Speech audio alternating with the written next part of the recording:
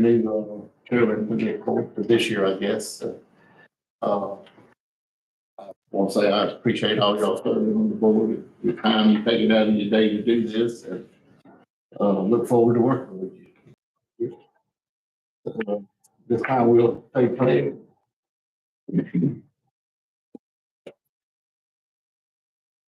Pledge allegiance to the flag. And to the republic which is great, one nation, and indivisible.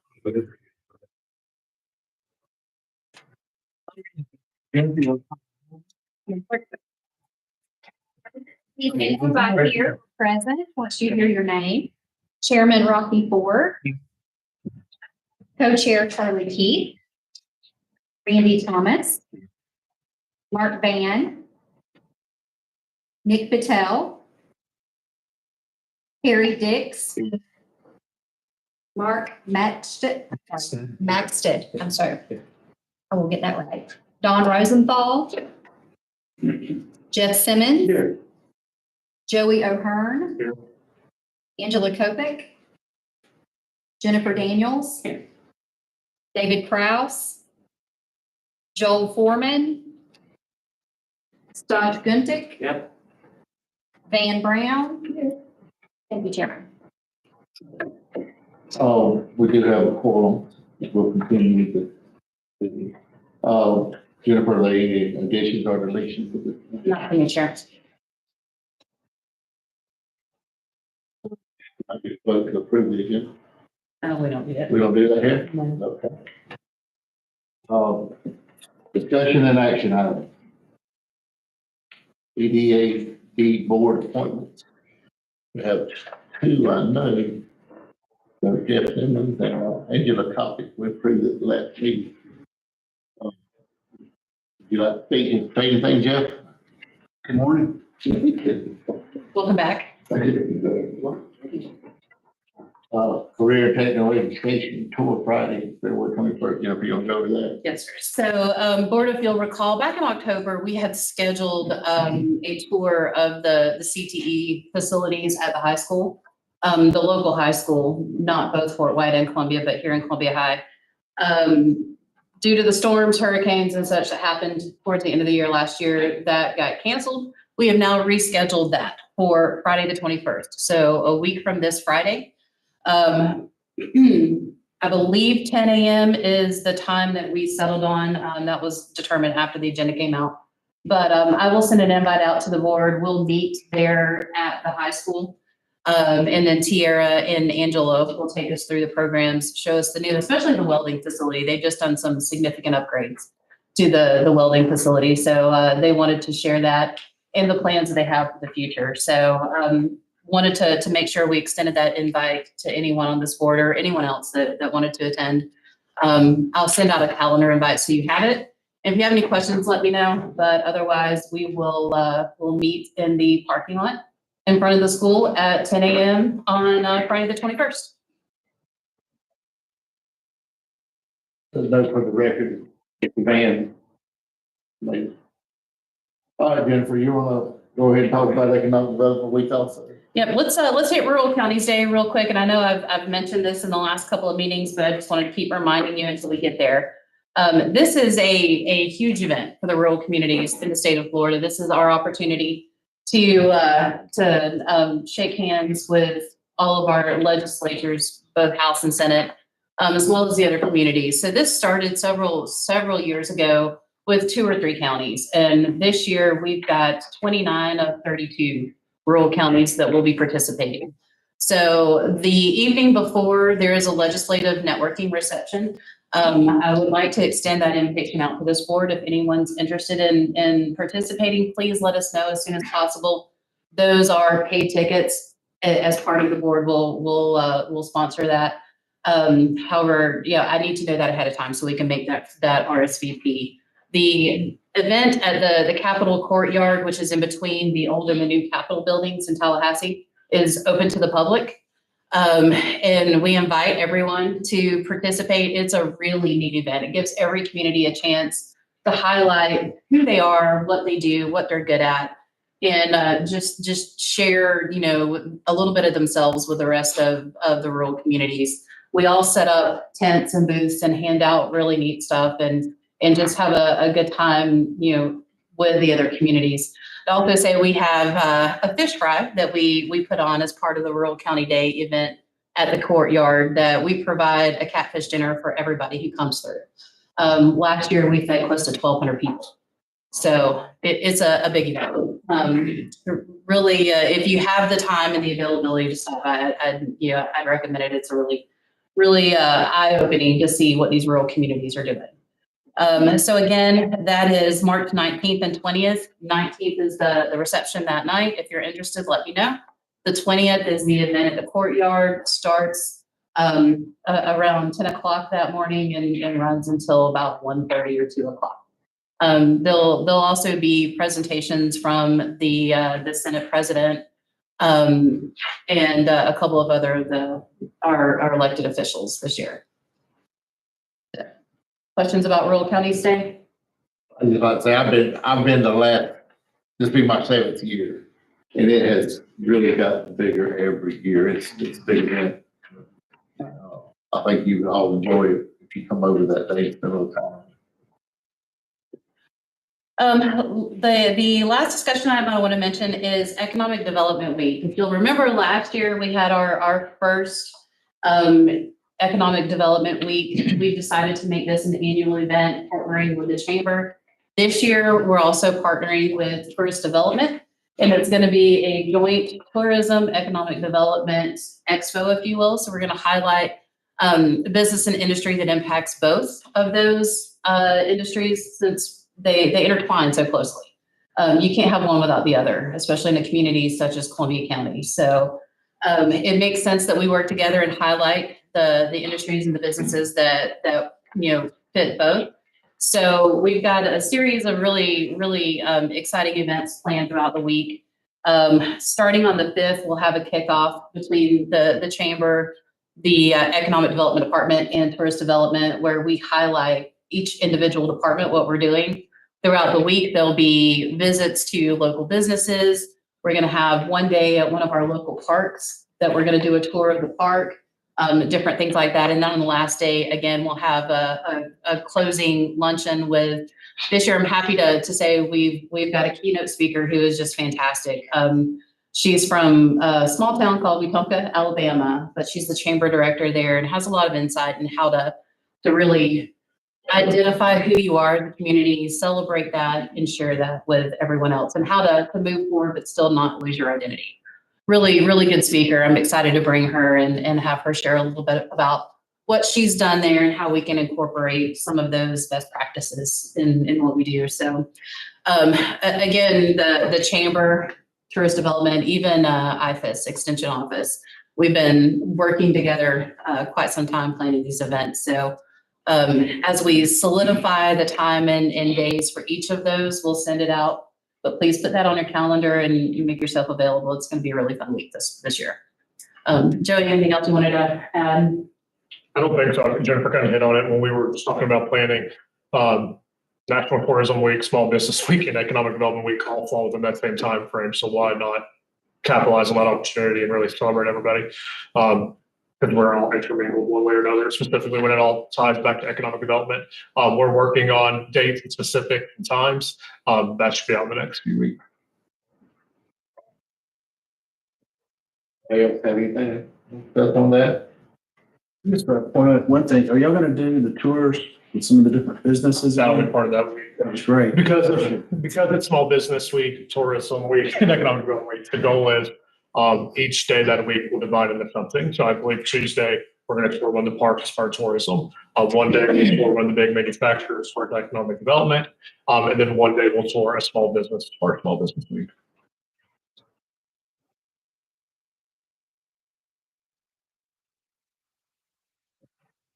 Oh, what about your member? I did a copy. Welcome to people, not voting board. Thank you. Ms. Angela.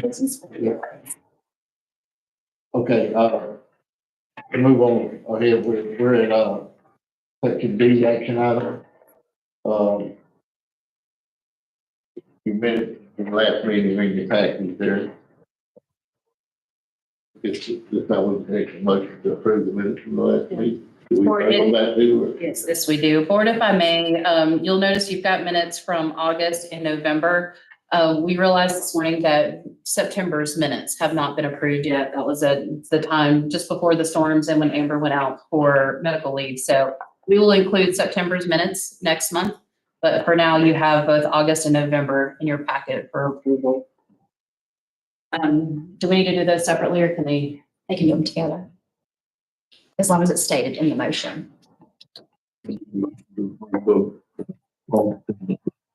Second. Motion and a second. Any more discussion? All in favor, say aye. Aye. Any opposed, like sign? Okay.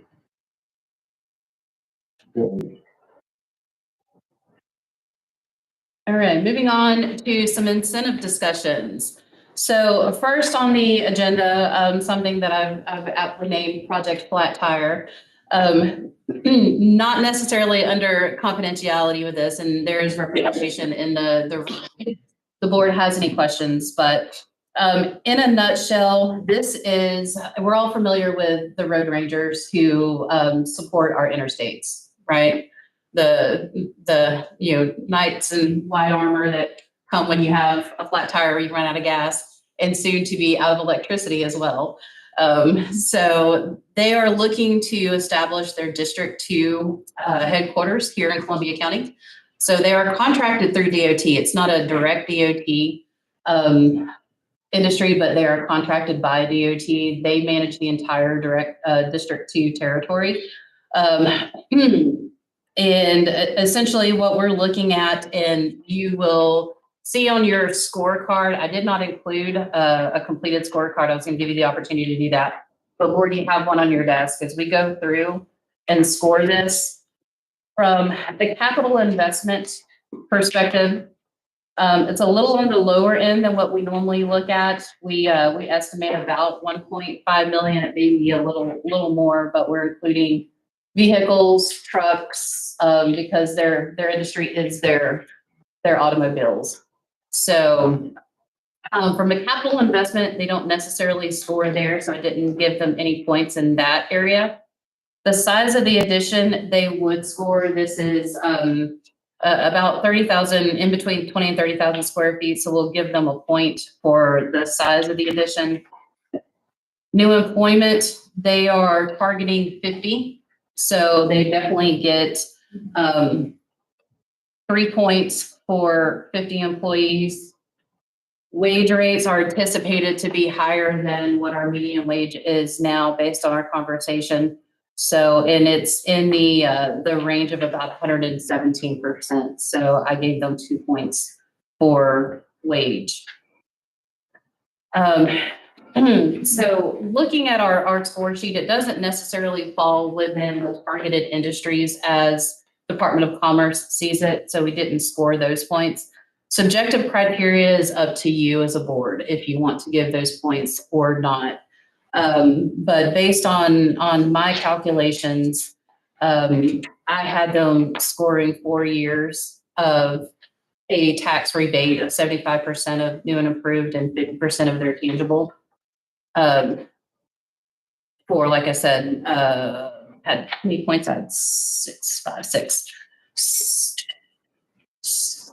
points gives 4 years. So I would, I'd like to put this out to the board for discussion or comment if anybody has any questions. Chris is in the audience and able to address those if necessary, or if just, you're curious about the project. So. So the employee. They currently have a certain staff in Ottawa County. A few of those may come over, but the 50 that I'm counting would be new hires. So those would be folks locally that, or anyone, that they would like to hire. I'd also like to mention, by the way, and I don't know that I included it in here, that they also hold quarterly meetings with DOT. They're very active in emergency management with the Sheriff's Department, with FHP, so on and so forth. So the entities that keep our roadways safe, these guys are in direct communication with daily. So, and throughout the day. Personally, I think it's a great asset to have them here.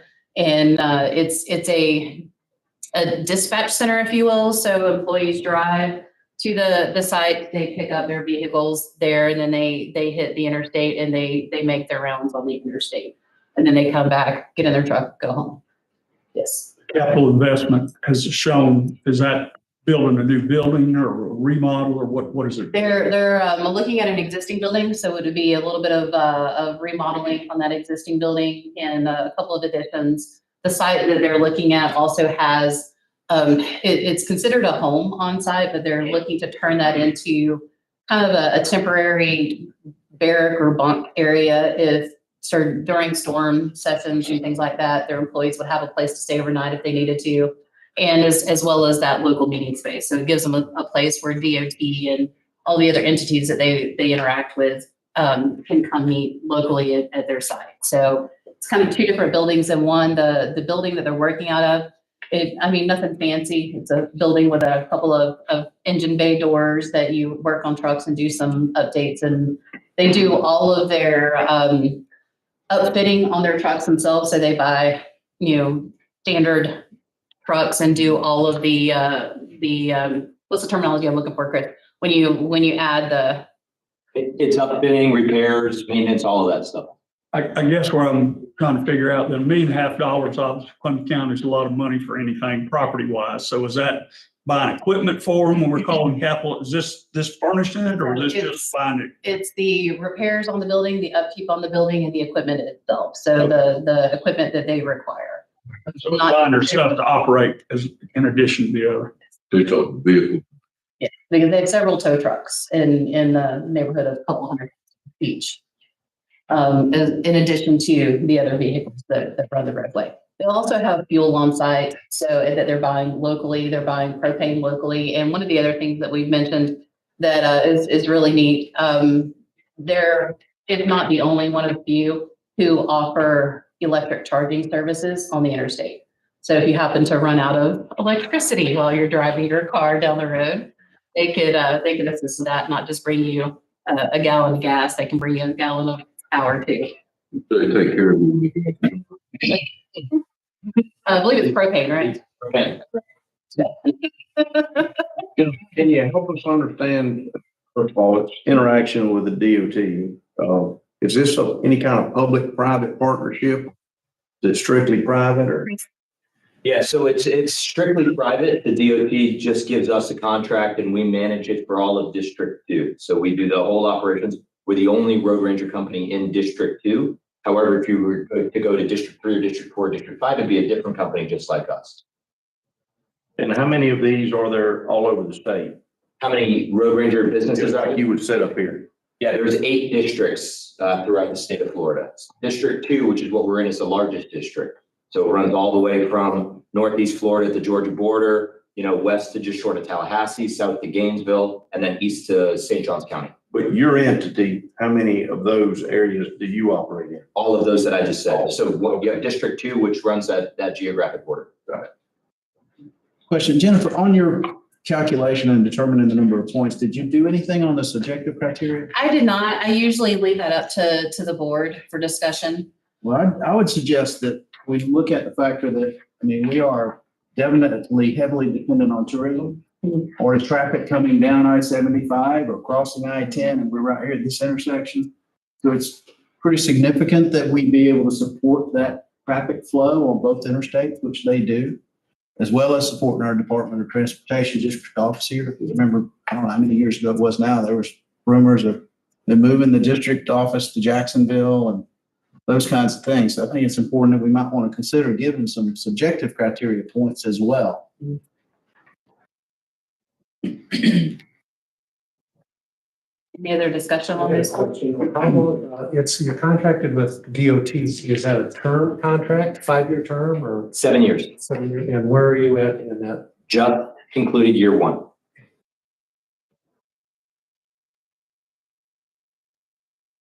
Another thing I would like to add that I learned in our conversations and discussions about this project recently is, a lot of people may not think exactly what the road ranger's responsibility is. And they may feel that it impacts other industry. Their job is to keep the road safe. So if there is a flat tire or a disabled vehicle, their job is to make the road safe again, get that vehicle out of the way. They don't do repairs on vehicles. They don't change flat tires. They don't engine repairs and all that thing. They take it to a safe place and then let the owner deal with it at that point. So their job is if you break down on the interstate, to get you off of the interstate to a place where you can then call AAA, your local mechanic, or whoever else to come take care of your vehicle from that point. They're not taking business away from any other of our local, tow drivers or anything like that. They are simply there to make the roadways safe again. So, is there any other discussion about the subjective criteria? Jeff, would you I would say make a give them 2 suggestion points for that. too? I do have a question. So it's a 7-year contract with you. I know the road ranger's been around this year. Did you just acquire the contract? No, this is our third extension. Okay. Bring the house down though. Where are we or where have we been? So we have an office in Jacksonville, Florida, and then we have been in Alachua, the city of Alachua. So that's where our operation is right now. Do you move big trucks off the interstate? Yeah, absolutely. So it's we have wreckers that will tow them off. And again, this is a service that's completely free to motorists. There is no, for this dollars, we'll take you here, we'll give you gas. We pull up. If you need a gallon of gas, we give it to you. If you need help with a tire change, we do it. It's important, like Jennifer made the distinction, we are not mechanics. We won't come over there and change your radiator, but on a dangerous interstate, 3 o'clock in the morning, something like that, we'll tow you off the road, get you to a gas station or a public place, and then, you can, fix your car from there. But maintaining the roadway and transportation is our primary focus. One final question, just, I always have with salaries. Of that average salary, is that the 50 new hires or is that top end? No, it's average, and they also include a benefits package. So they have both above average salaries and benefits that are included. Mm-hmm. So Jeff recommended the additional 2 points, which takes us to 8 points total, which would be 6 years of a tax incentive or a tax rebate. Again, rebates, just to remind the board, annually the company is required to request that rebate to be paid out. So they send me an email, give me a phone call. We calculate based on the property appraiser's assessment, how much of, once they pay in their taxes, then we calculate based on the property appraiser's assessment, what that rebate would be, and just submit it through our typical payroll system or accounts payable system with the county. Civil process, however, the ownership of that is on the company to request it annually for it to be paid out. So, once, if it is approved, that's how this process works. So at this point, what I'm hearing is 6 years of 75% new and improved, 50% tangible property. If there's another discussion, Chair, can we entertain a motion? So move. Motion and second. Any more discussion? Can you restate that, Jennifer? Yes, so the tax rebate would be for 75% of the new and improved property value, 50% of their tangible property taxes for 6 years. Yeah. Any more discussion? Any all in favor, say aye. Aye. Any opposed, like sign? Motion carried. Congratulations.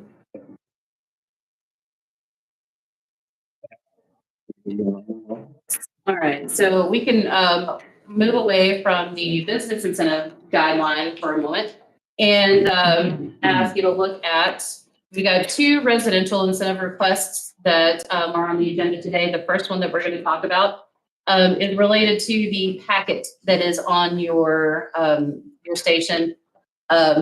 This information in a nutshell answers the questions that are required as far as due diligence goes that are part of the housing incentive scorecard. So let me pause here for a moment and remind the board, it has been a while since we visited a housing incentive scorecard. You recall several years back, the Board of County Commissioners asked the economic development staff to look into housing incentives, what was happening in other places, and build a scorecard to assist some of the development that was looking at the time. We've had this scorecard in place now for 4 years, just extended it. This is the first time that we've had a developer actually come to us and ask if they could take advantage of this. So we'll pause here. Actually, let me just quickly going over the housing incentive scorecard to get everybody up to date. This is a little different than our business incentive. The housing incentive scorecard is simply a yes or a no. If they can answer these questions affirmatively going down the list, then when we get to the last section for capital investment, that determines how much of an incentive they would qualify for. For example, if they're already getting subsidies for affordable housing, that's a no. So they would not qualify for an incentive through the county. Going through, if they can verify or validate that there is less than 4 months supply of the project, that's a yes. That there is job provider support for the housing, that's a yes.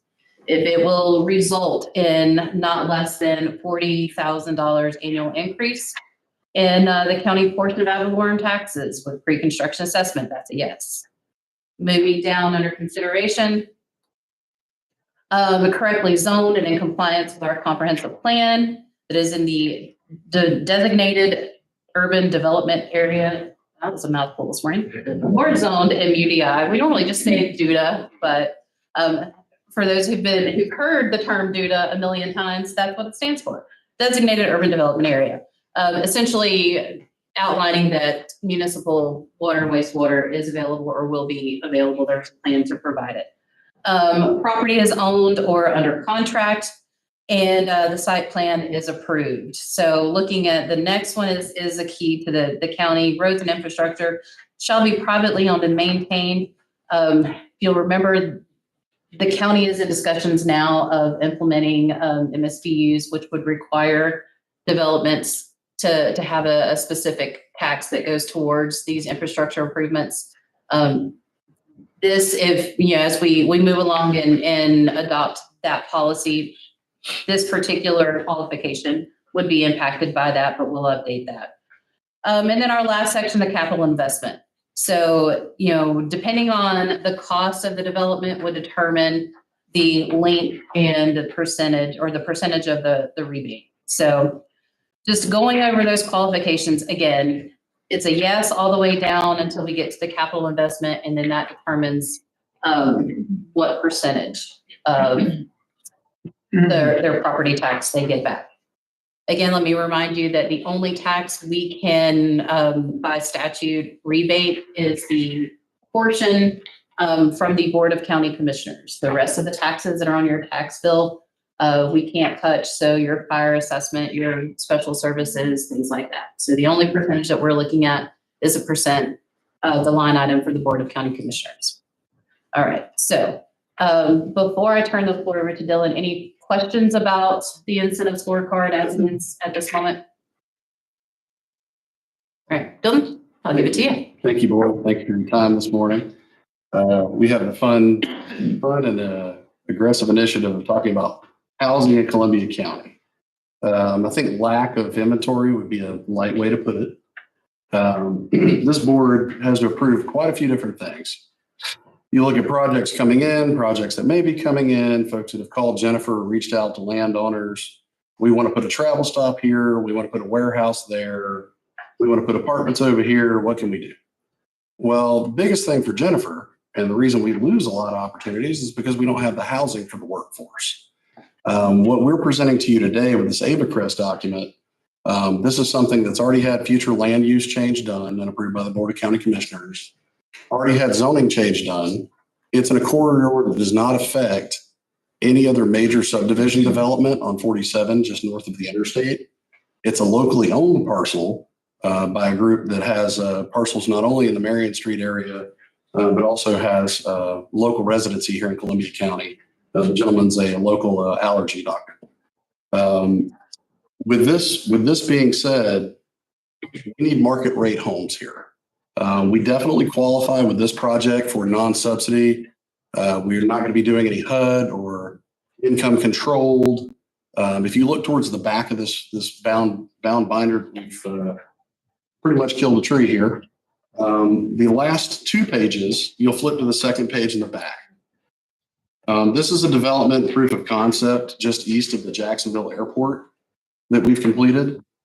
This one is the landings at Pecan Park. So that project's very similar. We'll have styling in such, and we also have preliminary plans for the different models that'll be available on this site. These are board and batten, single car garage, some single story, some 2-story. They'll be designed fee simple and built by a national builder. There will not be any concern because there will be covenants in place to keep things out, to keep criminal activity out of this development, keep things and have the corridor of 47 maintain the same type of contiguous nature that it has now. It's a rural environment that has some housing on it. We plan on having some big development go and take place, I think, at 47 and 242. The other side of the hill, we're working on getting utilities run underneath 47 there. Everybody's got big aspirations and dreams. Where are all those people going to live? If, let's say, someone has, just in theory, they live in Austin, Texas, and they get $150,000 job in Lake City, $200,000 job running a big store. They want to move their wife and their kids here. Where are they going to move? They're going to live in a single wide McAlpin on 5 acres for $400,000? How are they going to get here and build a house in time to start that job? They're not going to be able to. One of the biggest things is lack of inventory. If you take a look at page 27 in this binder, it'll give you an idea of the analysis that we've done when we speak to the availability of inventory. As of Q4, the inventory available, there were 214 homes on the local MLS.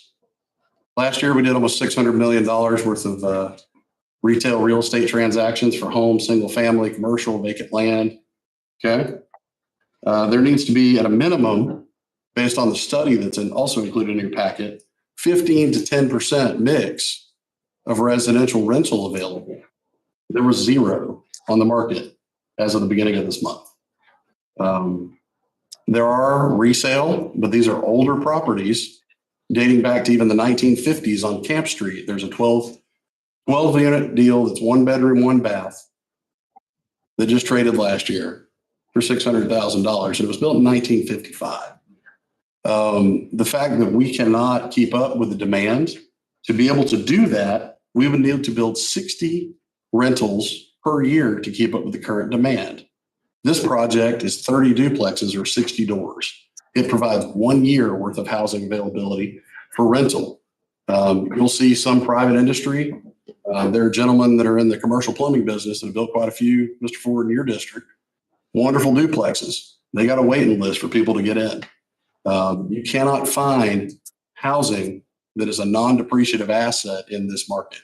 It does not exist. Bare bones, we qualify for all of the things here. My partner in our consulting firm actually built and helped with Jennifer's help put this housing incentive together for another project. There will be some townhomes in the front of the preserve that'll be coming. Adams Homes just purchased that property behind the tennis courts there. So this residential incentive is the only one that's ever been approved, and it came from our group. We've also included an economic impact study of how that will affect local shopping, sales tax, all of these types of things.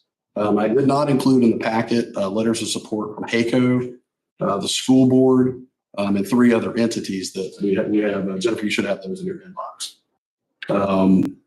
This is pretty straightforward. We did also reach out to the county road department as well as the folks in Mr. Krause's office to get all of the details and the statutes on the MSBU to ensure that we are compliant with the development there for the own and maintain portion for the county.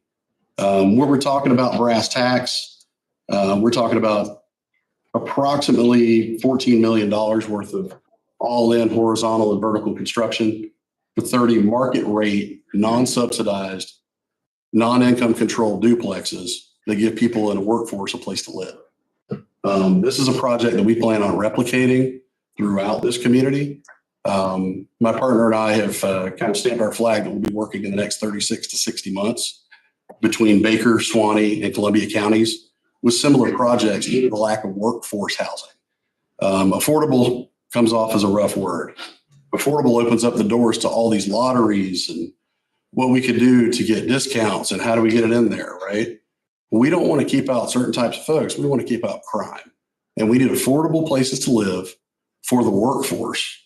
And what happens with these projects is they provide doors and floors for people to live. A school teacher and a gentleman that works at DOC can get in there and raise their children and feel comfortable that there's going to be a bus stop at the front for them to get on the bus. The reason we're seeking this incentive, like any other development, you come into sometimes things that pop up. Our due diligence is an arm's length. Wetlands mitigation and concerns are not an issue here. This is an ex-flood zone. City utilities, Mr. Rosenthal and I have met several times on this project. It does have city water and city gas available. Not included this packet that we received yesterday was a septic analysis, which will also go into the fold. We will be using those nitric aerobic septic tanks, Mr. Ford. So those are figured into the packet as well, and those will be available for you. We can push those to the board as well. That being said, this project provides 3 things. Housing at a reasonable rate that's non-depreciative, okay? And it also does not look for any government subsidy.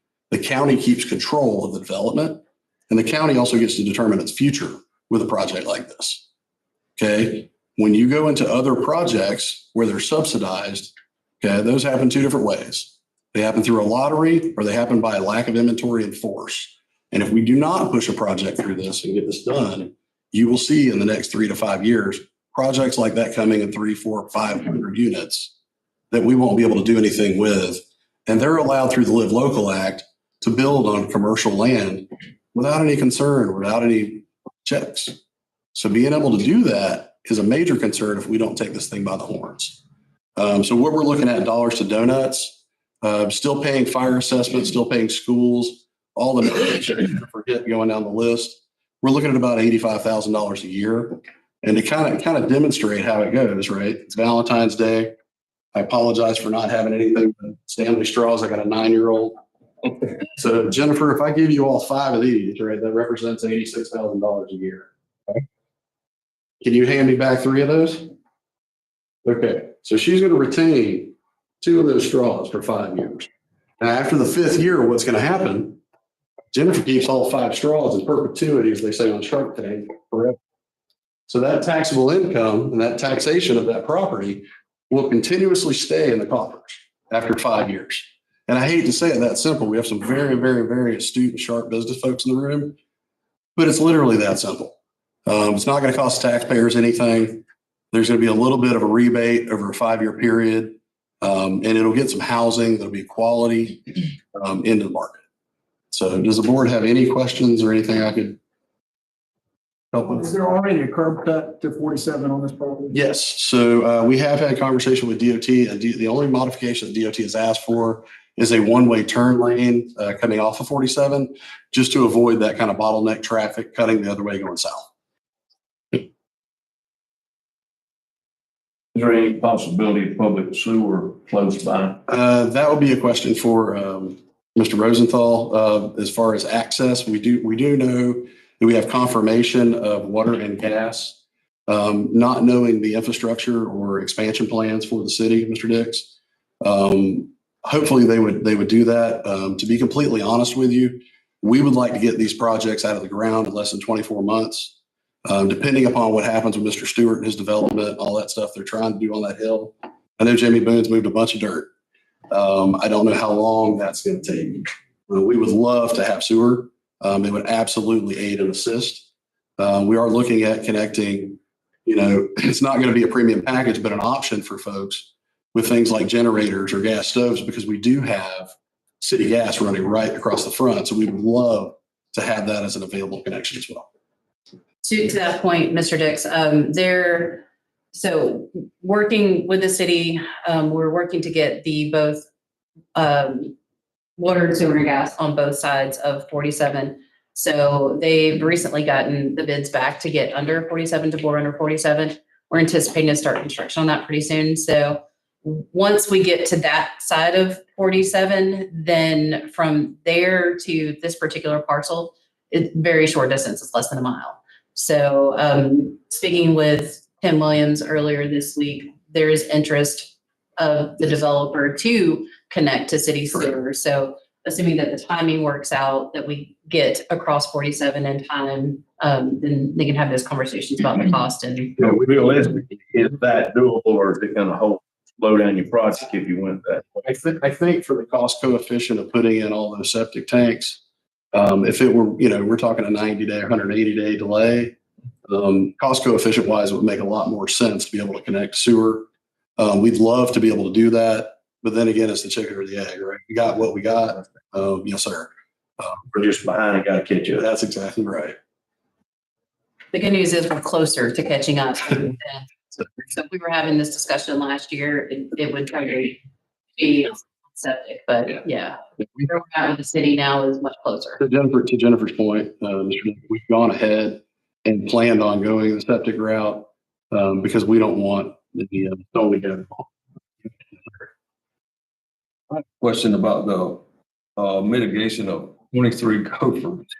Sure. So when you read that report, right? So the vendors that we use, we're owners representatives, right? What we do is we have a consulting firm and we do everything from site selection to full-on entitlement work for groups to strategic initiatives, right? To land acquisition or sales. It depends on what needs to be done for the client. In this instance, we wanted to leave because this is a proof of concept for this county. Okay. You can't name anywhere in this county where you have 30 duplexes, board and batten with garages. I know the boys are building the other ones, right? They're clients. 23 potential boroughs.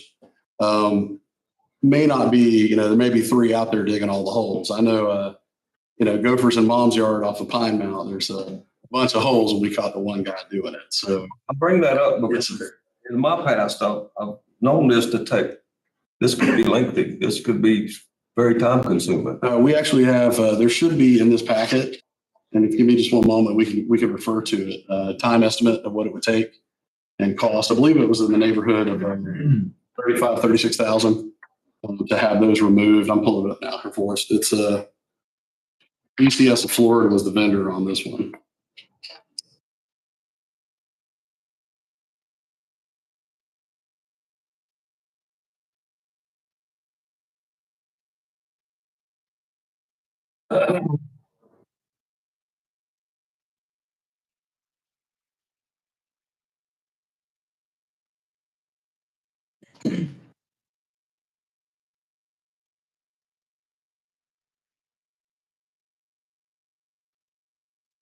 Page 10. Mm-hmm.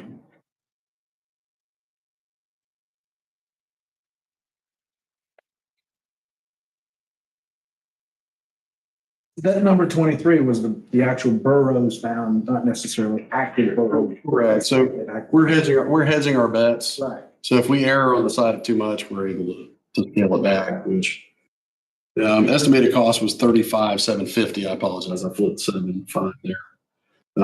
We have been told 30 to 90 days by the vendor, but they will be able to start work within 10 days of hit and go on it. So Yeah, I bring that up. I'm with you. I know. One instance for me, it took months. Well, Mr. Tom. There has to be right. Yeah, exactly, Mr. Thomas. And one of the new businesses I know wetlands mitigation is a big topic, right? People are also looking at forming gopher mitigation banks. We've had several clients throughout the state reach out. There is a lot involved. There's quite a bit involved in wetlands mitigation as well, maintaining the wetlands, making sure the credits are appropriated, and Tallahassee say yes to it, right?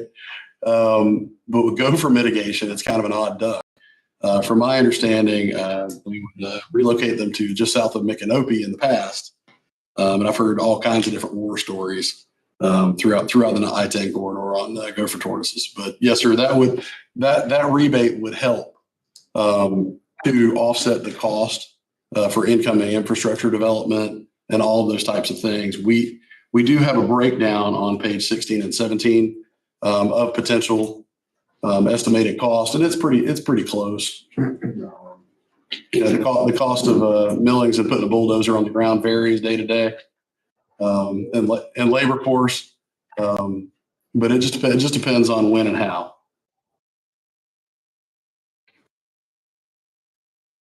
Any more questions? Yeah, out of curiosity, you know what they're gonna charge for these units? Sure, great question. So they are not going to be owner maintained by the current land and property owner. The ideal here, we already have several national groups that have reached out directly from builders, not third-party developers, direct from builders that have expressed interest. We also have, I believe, 3 or 5 local parties, if I remember correctly. They can be built what's called fee simple. So if, let's say, someone were to go in and buy this project, which is fully baked, fully approved, we're basically handing you a binder that says go out there and pull a permit. You could then say, I want to go ahead and build all 60 and keep them for my family to have reoccurring income and provide housing for the workforce. You could do so, and we would be more than happy to put you with a national builder to do that. Retail rental, I think the market right now, clients that have them in Mr. Ford's district, and we have some in Mr. Hollingsworth's district as well for clients that we help. Between $1,300 and $1,600 per month. But these come with a single car garage, and the majority of the floor plans are 3-bedroom, 2-bath.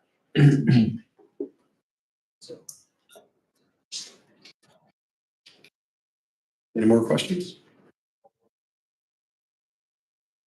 Well, thank you guys for thank you guys for your time. Okay.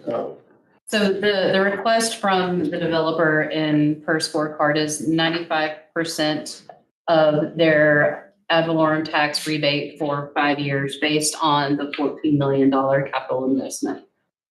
So I would put this to the board for if there is a motion.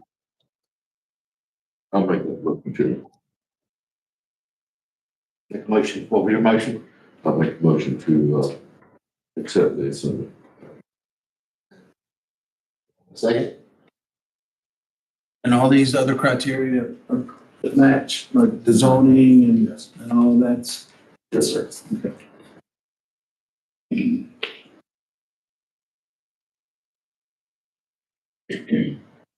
The site plan was approved by the county already?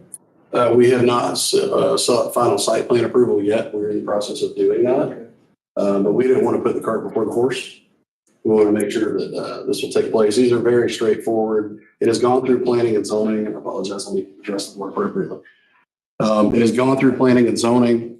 We do not see any concerns. This is a dead-end cul-de-sac. It's a 10-acre strip. There's square lots. There's sufficient stormwater management available on site for retention. The only thing that we are trying to get through that I failed to mention to the board is on the site plan that you see there, on the vacant portion on the upper right hand when you're turning into the facility. We're planning on putting, a little pole barn, bus stop type of deal for the kids, and adjacent with the compliant mailbox that's required for all of the subdivisions in the area. But that would be an amenity. There are a lot of folks that currently you'll see them in the afternoons running up and down the sidewalks or in the mornings on 47. Water fountain, something convenient, place to sit down, park benches for the kids would be nice. There will also be fencing between the adjacent properties to kind of keep this being its own development. And we have sought approval from the adjacent landowners as well to ensure that they're in compliance with us. So. So we put this proposal together strictly for residential development, and they checked the boxes, so. I think it's a good project. Myself, that meets the criteria we set forth for it, so. Do I have a second? A second. Got a motion and a second. Any more discussion? All in favor, say aye. Aye. Any opposed, like sign? Motion carries. Chair, I would like to just comment that I hope we can get with the city and get these utilities going, because multiple septic tanks is going to be an issue. You have the one to the north planned. Well, the good thing about it is, Mr. Keith, they are requiring the nitrogen reduction systems on these lots because they are over 1 acre. Yeah. But there's a lot of rule changing going on in DEP right now, and we don't know what's going to come. Yeah. Dylan, is it possible, I'm not a contractor, obviously, but is it possible that the construction could be done to where you go ahead and incorporate the septic tank now, but you add a T or something, so that when the time comes that Charlie and his group at the Water Management District says you gotta go to the sewer and the city makes sewer available? Absolutely, Jeff, and absolutely, that's a great question. If I may, Mr. Ford. Go ahead. Convert it. You know, and so when you look at the infrastructure build out cost, right? It's kind of like building a truck in a truck, right? You got a big one to haul a gooseneck trailer, and you got a small one to whip around town in, right? Maybe go to Lowe's and pick up something. Same kind of summation that they're having. I have a client down in Fort White that's eagerly awaiting sewer. Right, water's running down 18. I don't mean to mention that in this meeting, but you know, when you go to build it one way, we'd like to see it through fruition and move on to the next project. That's just to be completely candid with you. And what we don't want to do is have septic tanks in the backyard where maybe they could put an above ground pool or something within the covenants, right? The kids want a trampoline or a basketball court or something. We've had septic analysis done. And we do have all the layouts and what would be required for DEP approval. It is quite a bit more expensive to do that than it is to connect. You know, we've confirmed that the city has capacity. It's just getting the pipe there. You know, when this was passed originally about the aerobics and the nitrogen reduction systems, there was a carve out in the rule that said if you could provide, if sewer was going to be provided to that area, within 5 years, you could do the regular septic tank, but it had to be on sewer within 5 years. Right. When the rules were rewritten, as Charlie just stated, they left that carve out. So now that's not in there anymore. So Gotcha. it probably would be nice if we could get that back in there, but that's a state issue, DEP. I don't know what we could do about that, but the project here probably would be a prime example of where that would come in handy. You know, you could probably have 2 or 5 years. You don't know if you can have it 2 years. You know what I'm saying? Yes, sir. Might be something we could look at as a county to try to get that back in the rule. That would be great. Yeah. All right. Okay, let's move on to Penelope Clay. All right, so our second residential request for incentive is the Penelope Place mixed-use development. So if you will look in your packet toward the, I think it's the second to the last page in your packet, there is a printout from the property appraiser associated with the estimated property tax.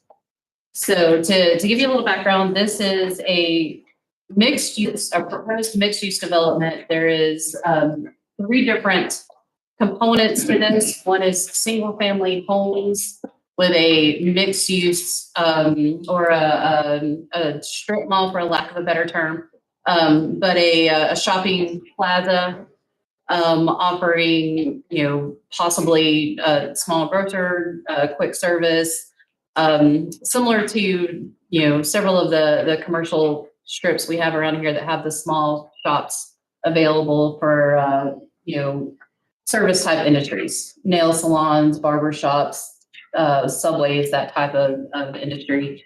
And then multi-use or multifamily housing or apartments on the other side. This would be completely including amenities, dog park, community center, pool, all of the amenities that you have in the upscale developments. This is the proposed development at Bascom Norris and Lake Jeffrey.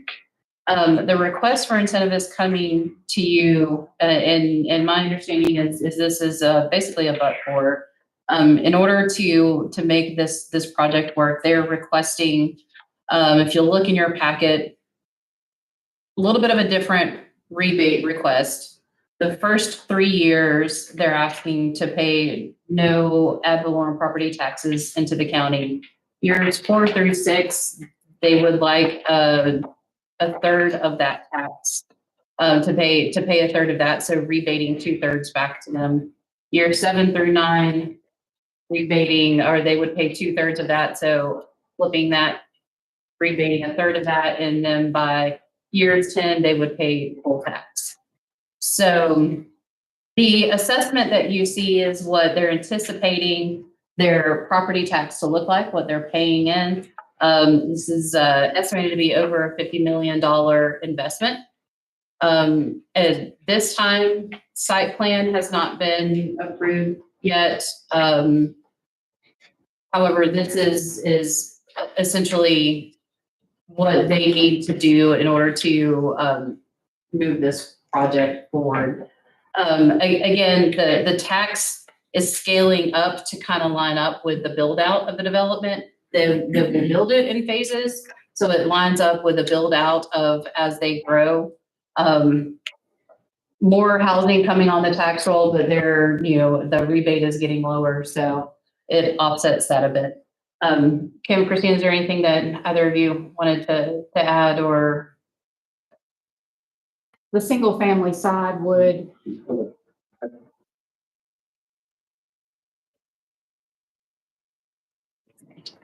hello, everybody, I'm Kim. As the single family side would sell and come on board, obviously those residents would be paying 100% tax as they would purchase it. And the commercial side, obviously, once it was built, would be on board. We're just asking for the apartment area to be phased because we will be building it in phases. There's going to be over 300 units there. We'd like to do it one at a time, get it leased. So we're asking for, as we get leased, as we start producing revenue, then we start paying taxes. so based on that, the single family home and the commercial is not included in the rebate? That's correct, yes. Once those are built and sold, then, we're, it's out of our hands, so. So basically the apartment. Yes, sir. And from my understanding, are you requesting each phase for 10 years for each phase as that phase is completed, or No, sir. you're asking for 10 years total? Yes, sir, for the entire project. How many years do you think it would take to build out the 300 apartments? Well, we assume that we're going to be able to rent these as fast as we built them, as you just heard so eloquently, the housing need that's in Lake City. We anticipate that we'll be finished building within 3 years. In 3 years. Fairly ambitious. We have built over 20 multifamily subdivisions in our history. The largest was a 557 unit apartment complex in Charleston, West Virginia, and we were in and out of there in 18 months. So it's pretty much, supply and demand. As we can lease them, we can build them just as fast. I have noticed the subcontractors down here don't quite move on our timeline. So we may run into some problems there because we do want to hire local subcontractors, but Wasn't there a zoning issue with this program? well, we're in talks about that. There isn't a zoning issue. We had a planning with the Planning Commission in Columbia County, and they're not in favor of of our project. They feel like we're going to be HUD housing or low income housing, and we're trying to convince them that that is not the case. We've never been low income housing, so we're still in talks with them about that.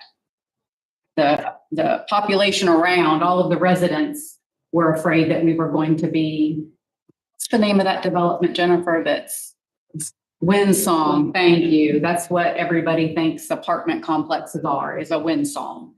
So we're still trying to win that uphill battle. I know so that, New Millennium Building Systems is right across from that project. That's correct. And And that's, they specifically spoke out at that meeting, some of their concerns.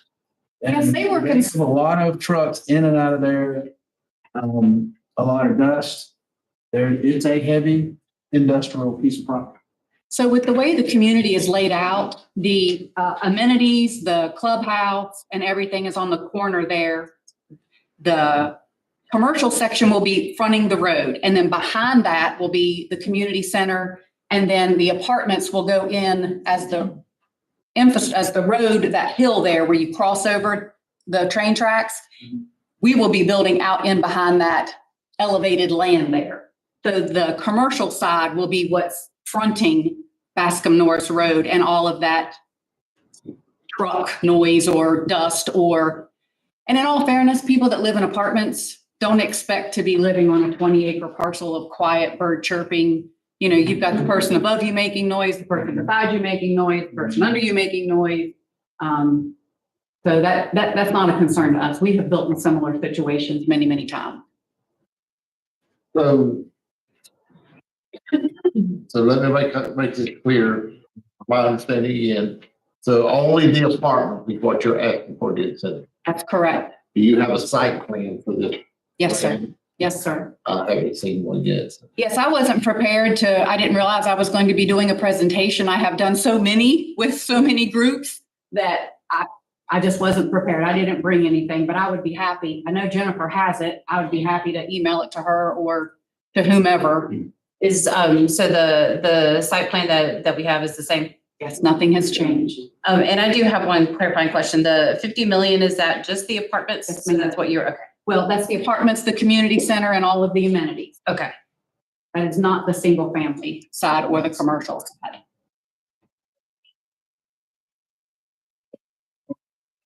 And you're asking for 10 years? That's correct. 83 and Doing math, sorry. I'll be honest with you. I'm just speaking for me, but I would feel more comfortable with more information.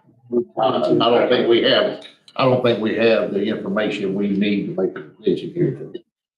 I would like to see the site plan. I'd like to see the numbers. I'd like to see what's the actual savings that we could county. And I think this is going to be, if my information is correct, sound like to me this is going to be, try to be annexed into the city at some point. Is that correct? Yes. So I just think we need more information on exactly what we're looking at here. So, Mr. Chair, I agree. It's maybe a great project. yeah, Just we're too vague to be making. I mean, I think Ms. Christine. yeah, Him. So even you even said you're not prepared for this today. So, yeah. I mean, there's specific requirements on our criteria. Right. And one of those is correctly zoned and in compliance. And Well, I don't think we would be even going by this with this because It's a different type of development. So Yeah. it's not solely residential, but it's also not commercial. It's a mix of the two. So but we're only dealing with residential, right? With the multifamily side. For the- Yes, we could be talking about this if that's what they're only including. So, but like I say, without that information, I would feel more comfortable with that information in front of me. And I think most people here would also. Earlier, and a lot of concern with the validity of something. I'm far away. So what I'm hearing and what I would like to propose is to work with Kim to make sure that the information that I have is the most current and up to date. As far as site plans, investment, tax anticipation, all of that. Make sure that we have that up to date, put that package together and bring it back to this board. Is that what I'm hearing? Chair? That's what I mean. And I agree with it. Dee. I think this could be a good project, but I just want the information to compare to. And I'd like to have all the information before I make a decision. We need the housing. There's no question about that. And the whole complexion of that area out there is going to be changing anyway. Flatfields project coming in, and I mean, it's totally changing.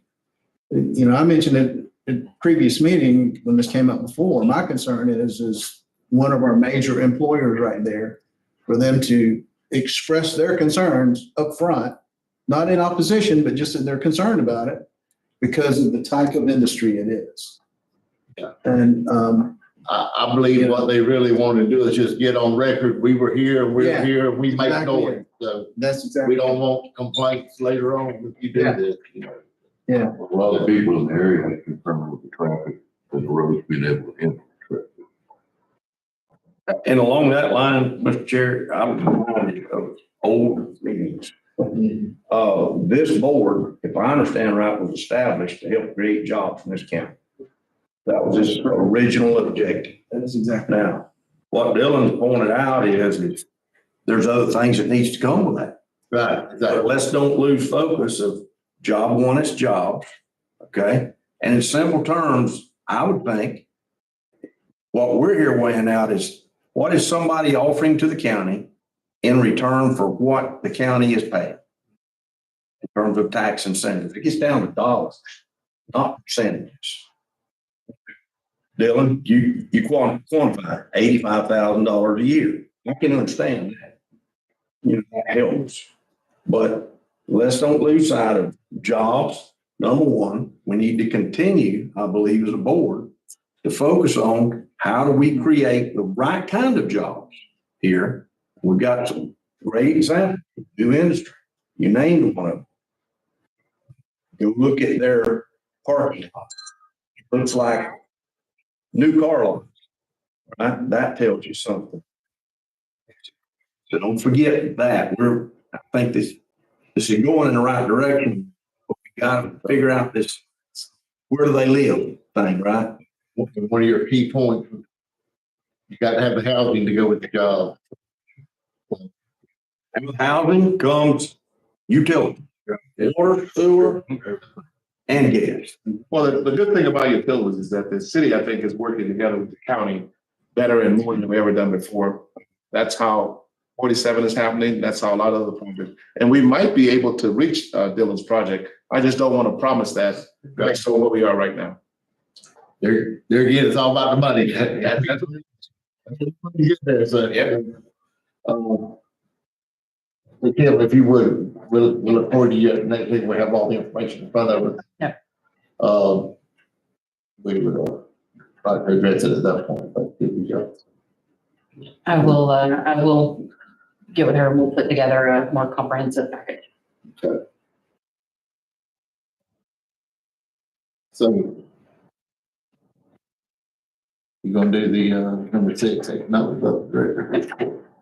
All right, so just to cut my report short and sweet for today, but I wanted to highlight, I was driving around a couple of weeks ago, and even though, I was kind of the gatekeeper of these projects, you lose sight of the growth and development and the improvements that are going on if you're not out riding around and seeing the dirt turn, right? So as I was traveling through the county, I realized I drove past 3 separate sites that were currently under development as a direct correlation of decisions that this board had made. So I wanted to bring those to your attention today.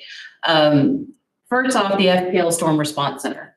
This is a project that we approved a couple of years back They submitted site plans to the city, have worked through the city's growth management department to get those approved. Went out for bid for construction and cost came back dramatically high. And this was back at the height of inflation. So they tabled the project for a time. It's back on the radar, and I've been informed as recently as 2 weeks ago that they anticipate to start turning dirt in the next month out there at that site. The plan will change a little bit. The design of the building is changing a bit, but it's still a significant impact to the tune of about $35 million of capital investment that they're bringing. So in addition to the intangibles that this project offers, a safer staging facility for FPL and their crews during storm response. So that project is underway. In addition to that, equipment share. You'll recall this was Project Forklift. They are out on 90 East across from the airport and are well underway. Site's fairly clear at this point. Looks like they were pulling stumps the other day whenever I was out there, but they're under construction. Again, this is about a $15 to $18 million capital investment in the county. Very notable as you're driving down 90 is Clear Sky Health. I follow the gossip page on Facebook, so hopefully some of these folks are listening. It is a rehabilitation hospital is being built behind Dunkin' Donuts. I've seen that question so many times lately. What's going on behind Dunkin' Donuts? Clear Sky Health is an independent rehabilitation hospital. So essentially, you get discharged out of the hospital after a traumatic brain injury or hip replacement, something of this nature. I just went through this with my father-in-law, broke his hip just after Christmas and had to spend a month in Gainesville. That's a huge, burden on family to have to make that trip back and forth every single day and support their loved ones. We'll now have that option here right in the heart of town where, when you get discharged, you have to go through rehabilitation for a variety of things. You'll have that option here in town. It's a fantastic facility, neighborhood of about $40 million. They're anticipating to be open mid-summer, June or July. Their doors will be open. In addition to being a fantastic hospital, they also have delicious food, is what I'm told. So, state-of-the-art cafeteria. They source locally as much as possible and really take pride in having that family atmosphere for people who have loved ones, or if you just want somewhere different to go for lunch. So, 40 million. it's about a $40 million project. Well, that was the initial number. That number may have gone up during construction, but that was the initial ask. Jennifer, do you know, is it outpatient therapy as well, or just inpatient therapy? I don't know. That's a good question. I'll ask. And actually I was talking with a development manager yesterday about that. My understanding was they will all get therapy there. Additionally, cold spot freight. You'll recall that the county incentivized this project with a gift of land. We have about 20 acres on State Road 100. Actually, it was about 50 acres total. This 20 acres was the parcel that fronts 100 in front of Carlisle Industries, also known as Hunter Panels. This particular project also stalled for a bit. It's an owner-operated cold storage facility. Small guy, small operation. He basically, manages his own business. Had to go back to driving trucks for his own business because of the economy for a while. They are now moving forward on that project. So the land's been conveyed to them. It's in their name. They're actually working with engineers on site plans now. So we'll start seeing. And actually, they're looking for a place to live, a house. And land, they want acreage though, so apartments won't. They want to be out in the country. And what's that capital on this? Initially, it's about 10 million for this. This will build out 10,000 square feet at a time. So it's a phased build out for him. He'll add, a section of refrigerator, freezer space at a time. But we're anticipating about 10 million. Will they use the part of that rail spur there as well? He would like to. He's talking with Norfolk Southern on the best way to make that work. If there's a partnership that can be had with Carlisle, or if they need a separate spur. Right. So he's having those conversations with Norfolk Southern. And finally, AgriLiquid. If you've driven to Jacksonville recently, you've noticed that there's quite a bit of earthwork happening at the North Florida Mega Industrial Park.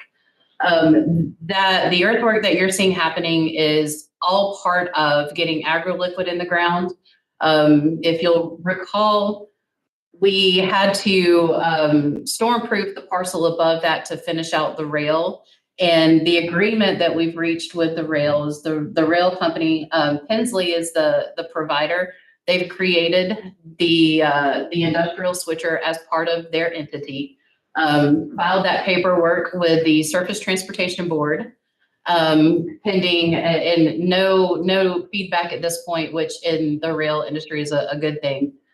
So they're not anticipating any issues being validated through STB.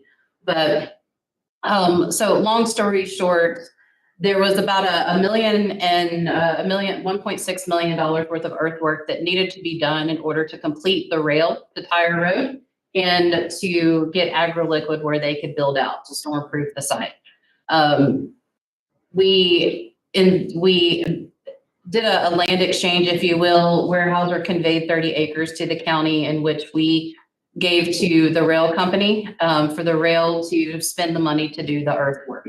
So the rail company is paying the 1.6 million to storm-proof the parcel in order for AgriLiquid to build out, which will also get them the ability to finish out the rail all the way to Tire Road. So what you see happening out there right now is all of that work.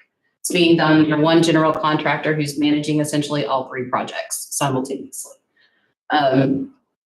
Shortly after that, you'll see the construction of the entrance road start to take place. So a little bit of that's already happened. There's been some tree removal there the initial road has to shift east a bit because of a little wet spot that popped up on the left. So because the road has to shift, Weyerhaeuser went in and cleared some trees for the Water Management District to come in and do their delineations as needed.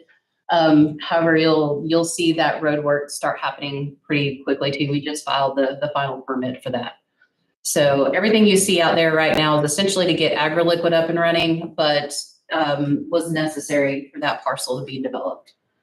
And AgriLiquid again is about an $18 million investment. So all in all, we're over $120 million investment going on right now in the county, with about 175 jobs as a result of that investment. So just wanted to remind this board of the good things that you're doing and the improvements that are happening, that there is growth, vertical construction happening now as you ride around. We're starting to see the fruits of that labor. So just wanted to let you know and remind you of that, and thank you for that. So that's all I have, unless you have any other questions. I got to agree with you. It's a lot happening and a lot still to come. It's already in the pipeline. There again, housing is a big deal in Columbia County right now. Got to have it. So, we'll have people coming here for these jobs. Hopefully, we're providing some jobs for our future workforce graduating at our local schools. They don't have to leave town to go to work. So, what happens to most of our kids? They have to leave, go somewhere else, get a job. We need to produce that here. So, anybody have anything to add before we do public comment? So let's do public comment first. Anybody have any public comment? Yeah, I ain't never seen you short of words. Just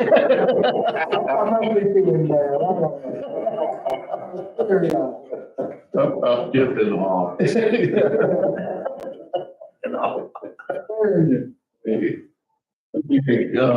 Council or committee members, do y'all have anything you'd like to add? No. I'll just say thank y'all, and I look forward to your with y'all on this committee. Welcome aboard. I'll take a motion to adjourn. So moved. Thank you. We're adjourned. Thank y'all.